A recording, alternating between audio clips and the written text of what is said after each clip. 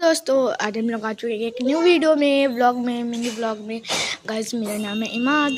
Guys देखिए आज light नहीं जल रही है क्योंकि देखिए रिम झिम बारिश हो रही है। और क्या गाइस इसीलिए वीडियो भी अच्छे से नहीं आएगी आज, लीजिए हमने ऑन कर दिया। और क्या गाइस देखिए बारिश हो रही है। आप कहाँ से हैं कमेंट करके बताइएगा गाइस। हम तो यूपी से कौशाम्बी, यूपी 73। ये देखिए गाइस बारिश होती जा रही है। ये देखिए गाइस आ गया यहाँ तक पानी।